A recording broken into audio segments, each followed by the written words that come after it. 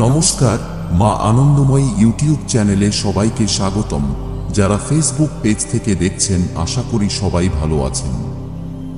আজকের আলোচনার বিষয় কুলকুণ্ডলিনী জাগরণ। অহং ব্রহ্মাস্মি কুলকুণ্ডলিনী জাগরণ। সুষুম্না নাড়িতে প্রাণ প্রবাহ চিরস্থায়ী হলেই কুলকুণ্ডলিনী জাগ্রত হন। তিনি জাগ্রত হলেই জীব ব্রহ্মে ঐক্য হয়, ফলে নিজেকে ব্রহ্মরূপে উপলব্ধি করতে পারা যায়। যাদের শ্বাসবায়ু জন্মগতভাবেই সুষুম্না নাড়িতে অধিক সময় থাকে তারা সাত্ত্বিক ব্যক্তি। শৈশবেই তারা মায়াময় সংসারকে অসার জ্ঞান করতে পারেন এবং উপলব্ধি করতে পারেন যে আমি বন্ধনে আছি, আমাকে মুক্ত হতে হবে। তারা মুক্ত হবার জন্য ভগবানের কাছে কাঁদেন।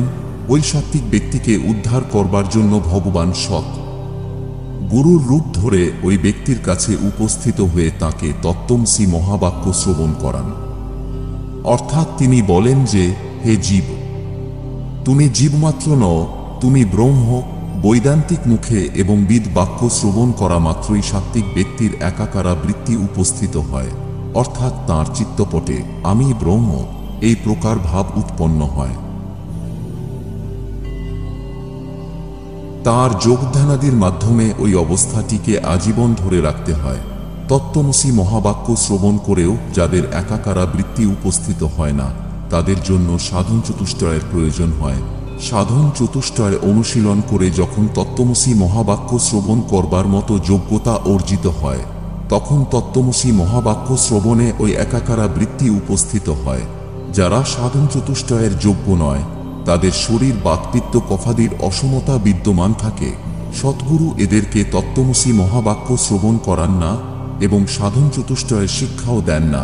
এদেরকে শরীর শোধন কর বিবিধ ধৌতি আসন দ্বারা শরীরে সত্ত্বগুণের প্রকাশ ঘটান। পরবর্তীতে বিবিধ মুদ্রার সাহায্যে প্রাণবায়ুকে সুষুম্না নাড়িতে চালন করবার শিক্ষা দেন। সুষুম্না নাড়িতে অধিক সময় থাকতে থাকতে চিত্তের নানামুখী বৃত্তি প্রশমিত হয়ে এলে সাধন চতুষ্টয়ের শিক্ষা দেন। পরবর্তীতে তত্ত্বমসি মহাবাক্য শ্রবণ করে কুলকুণ্ডলিনীকে জাগ্রত করে আমি ব্রহ্ম এই প্রকার ভাব উৎপন্ন করত মায়াময় সংসার থেকে মুক্ত হন। এই তিনজনই মোক্ষ পান। এই তিনজনকেই ব্রাহ্মণ, ক্ষত্রিয় ও বৈশ্য বলা হয়েছে। শূদ্র সংসারে কাল কাটান। শূদ্র জাতির শুদ্ধির জন্য যজুর্বেদ বহুবিধ যজ্ঞের ব্যবস্থা দেন। তন্ত্র ও পুরাণ বহুবিধ পুজোর ব্যবস্থা দেন। খারাপ ছেলেটির জন্য বাবার মন সদা উচাটন থাকে। সংসার কামনাময় বলে সংসারী জীবকে শূদ্র নাম দেওয়া হয়েছে।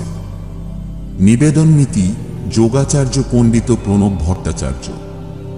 ভিডিওটি ভালো লাগলে আমাদের চ্যানেলটি সাবস্ক্রাইব করবেন, লাইক, কমেন্ট ও শেয়ার করতে ভুলবেন না। ধন্যবাদ।